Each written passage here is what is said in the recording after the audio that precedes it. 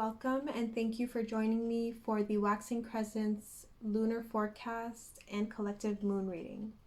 Now, if you haven't already, please make sure to check out the Waxing Crescent introduction video that I created. It just goes more in depth around the practice of the Waxing Crescent phase, the energy that is represented within it, and the practice is centered around developing sustainability through our lunar cycle and intention setting process. Now, the moon moves through the signs every 2 to 2.5 days. So that means that by around 27 days, the moon will have gone through every single sign of the zodiac, which includes 12 signs. Now, to make it a more sustainable practice for me specifically, I will be posting these lunar forecasts every 3 to 4 days. And I've decided that whatever sign the particular phase lands on is the phase that I will be, the sign that I will be forecasting for that phase, just so that I don't have to record like a million videos and you won't have to see me here that often.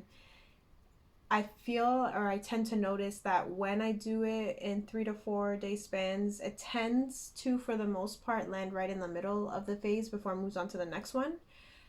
So I will be adjusting it here and there just to make it as close as possible to get into the energy of the sign that's most dominant in the phase. And again, because it is moving so quickly through the signs, we will have ample opportunities to work with every sign within every moon phase as we continue through our lunar cycles in the months ahead. Now, for this particular phase, the sign is Gemini. Now, Gemini is represented by air energy, and air energy represents the way that we communicate. It's our intellectual and mental planes.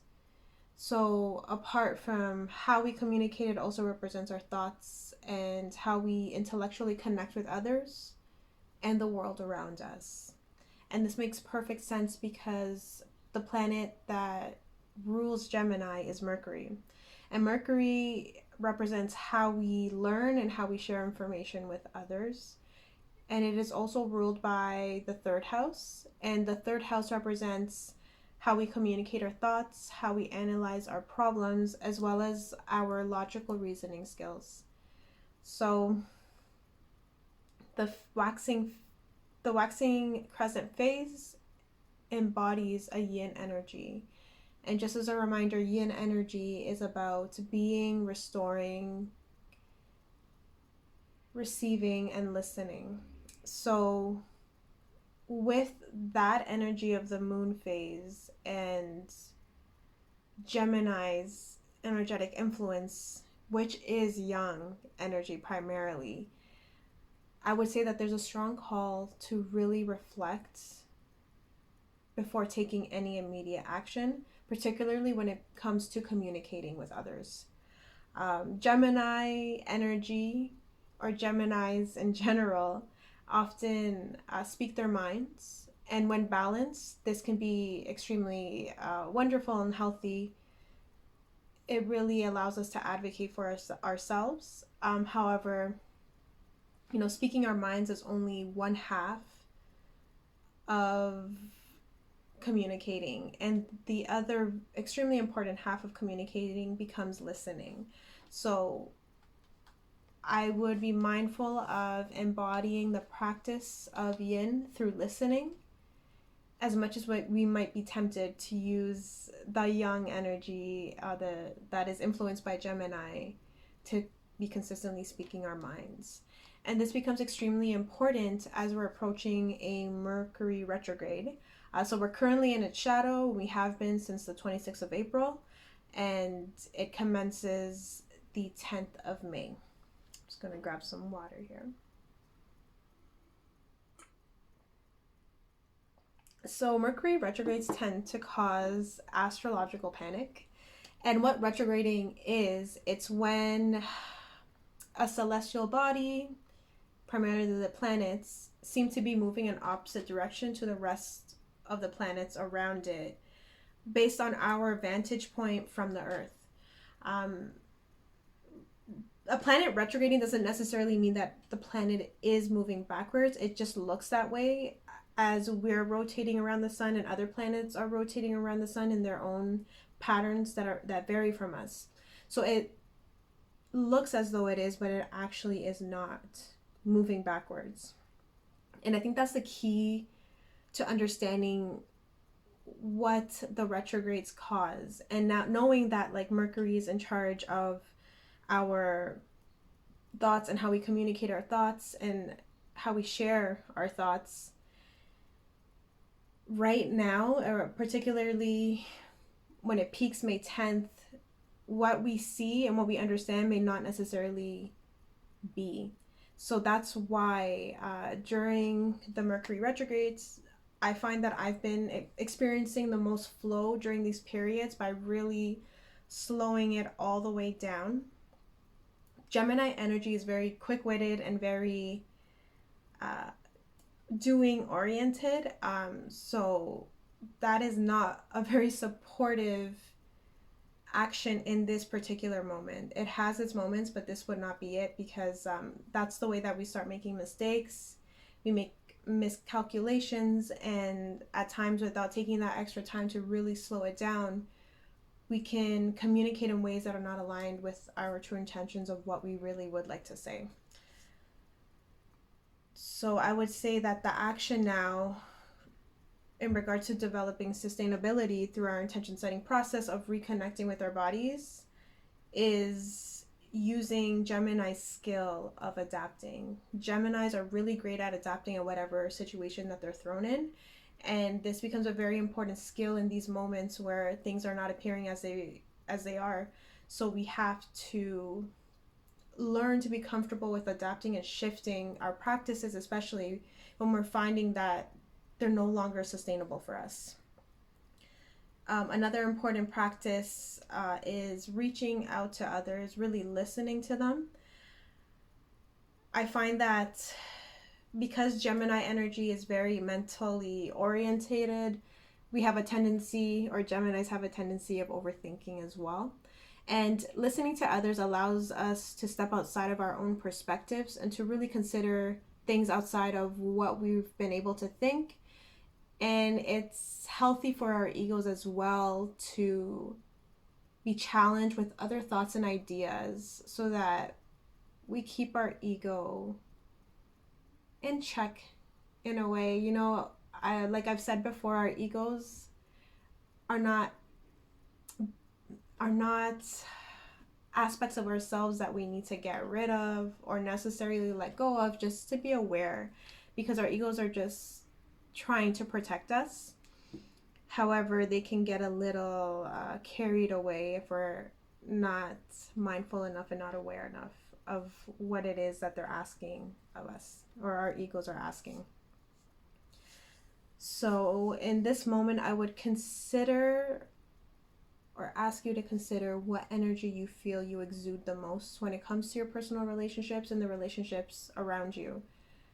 Are you more yin or are you more yang? And are you finding that this practice of releasing this energy in the relationships that exist around your life, is this supporting you in your process towards setting your intentions? Is this a sustainable practice? Do you feel like you're just constantly pouring and not receiving? And if you are, what adjustments can you make? How can you adapt?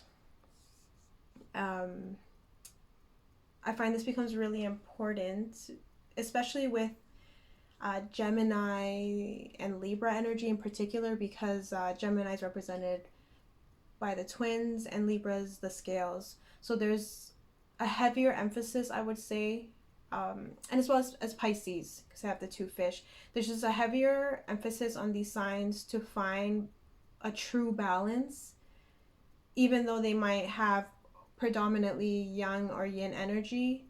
There's really a call to like try to make that as balanced as possible, because the tendency to lean to one energy can kind of get carried away. So something to be mindful of. So that was the lunar forecast for the waxing crescents in Gemini. Now I'll be moving on to the 3-pile tarot reading. So, as I explained in my other videos, for the remaining 6 phases after the new and the full moon, I'll be still providing a 3-pile reading. However, there'll just be one card just to give you a message of what you should be considering during this phase. So, like I did in my last video for the new moon, I'll be placing a different crystal on top of each pile. I'll ask you to just pause for a moment when I have the piles up and just really attune yourself inside of your body and consider what reactions you feel as you look at each pile, as you look at each crystal. See which ones create a sensation in your body that guides you towards the message that you need to receive. All right, thank you for watching this video. I'm going to just jump ahead and get into the readings now.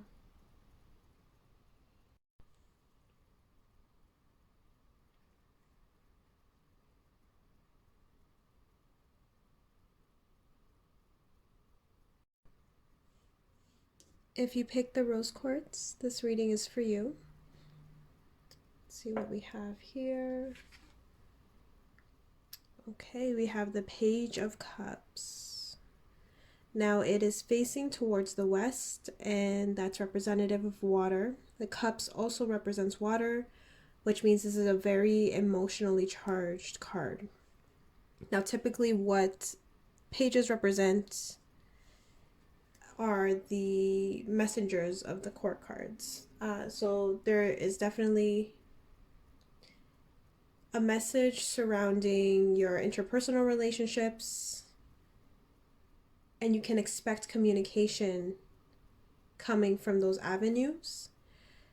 Now, because it is facing the west, I determine it from this reading and this particular deck that it is in reverse, which represents someone that is experiencing emotional instability. The fact that it's also facing west means that there, again, it's an extremely emotionally charged situation that's occurring, and you almost become disturbed with what's happening and what you're witnessing. So right now, how that ties into the Gemini energy and the Waxing Crescent energy, consider whether the message that comes through or what you've been experiencing emotionally, what's not making it sustainable in this moment? What's causing this flood of emotions to come over you? And how can you begin to adapt in a way that is sustainable for you and that does support you in your process of moving towards the intentions that you have set? The Page of Cups, when not in reverse, is someone that embraces the creativity around them, that appreciates their emotions and allows their emotions to guide them. Right now, it just seems that that's kind of fallen out of balance. So it's kind of coming back after this potential message that you may be receiving, and it might not necessarily be a message that you want. Consider how you can adapt around what results out of this message in a way where it feels sustainable in the relationship that you're pursuing, and seeing what ways you need to further adapt if it is not sustainable.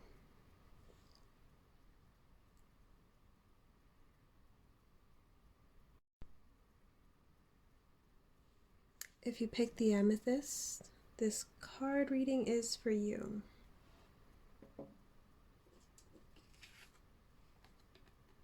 So we have the Hangman. So this is representing a theme that's happening currently. And sorry, the Hanged One. I really love these new decks' approach towards creating,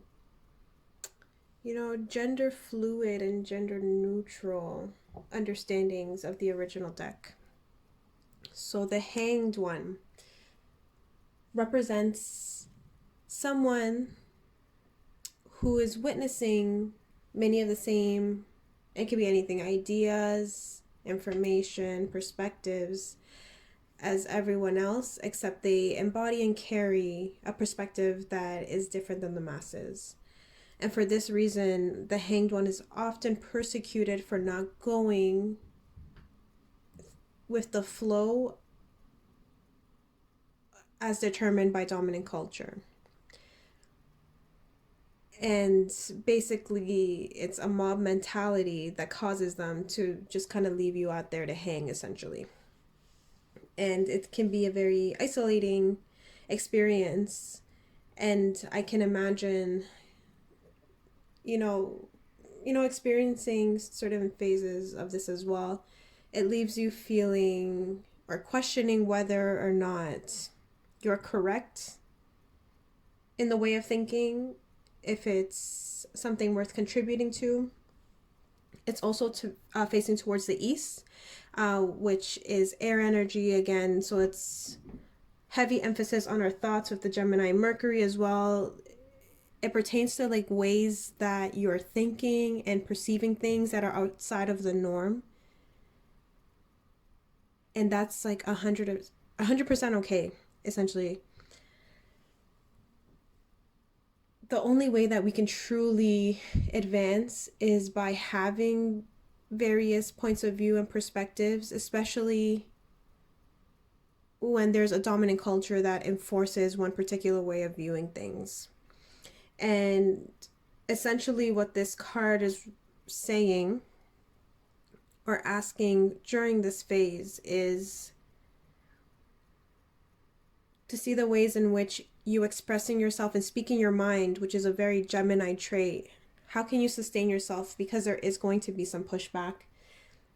People are not going to be as receiving of your thoughts and the way that you communicate as you may have hoped. Yet it doesn't mean that you should stop. There's definitely something that's going to come out of it. There is an opportunity for growth, especially spiritually, in pursuing and speaking your mind in this moment. Right now, it's just considering how can you sustain this practice of showing up authentically and going against the grain so that it doesn't create an insecurity around your self-esteem, because people will attempt to make you feel as though there is something wrong with you, and they may not necessarily try to meet you where you're at.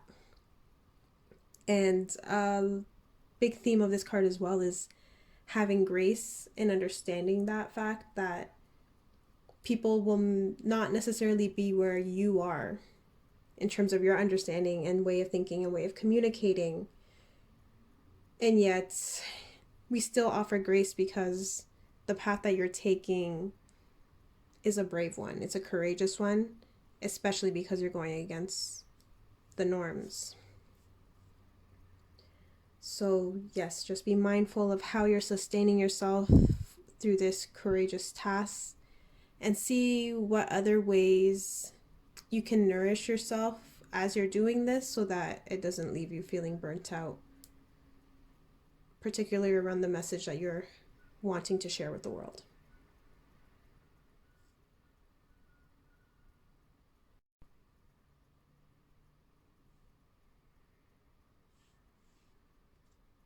If you chose the black tourmaline, this message is for you. So here we have the Six of Pentacles. Now the Six of Pentacles is what I like to call the social justice card, because it asks us to consider the ways that we are not only receiving but giving, and how we find the balance, which is very relevant to the theme of sustainability with the Waxing Crescent. And it actually is challenged in the card of Gemini, because Gemini, again, it's very much young energy in terms of like doing and receiving, or sorry, giving. So it asks us to strike a precise balance where we're giving not just what we feel we should be giving, rather what we're able to give, what we truly have the ability to give, while also understanding and knowing how much of ourselves we can give to others before it becomes an unsustainable practice. So there's a call to strike a balance, particularly when it comes to the material plane. So our resources, our finances. It's also pointing north towards the earth. So there's a huge emphasis around resources and finances in particular, how we are sharing that. And through this lunar cycle, how this practice of giving and receiving when it comes to our resources, how we strike the balance that creates a sustainable practice so that we're not overly concerned by not having enough, by also ensuring that if we are in a position where we do have more than what we need, that we are also remembering to give.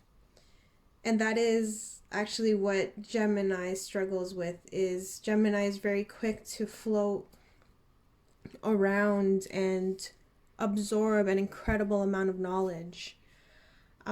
However, because of the pace that Gemini has and just how quick they are, they can sometimes forget to pause and really give back from what they just received. And that is heavily embodied in Pentacles energy as well. Pentacles is yin energy, and yin energy again is about receiving. However, we want to make sure that as we're receiving, we're also restoring, which is another aspect of yin, and we're restoring others. It creates sustainability not only for ourselves but for our communities as well.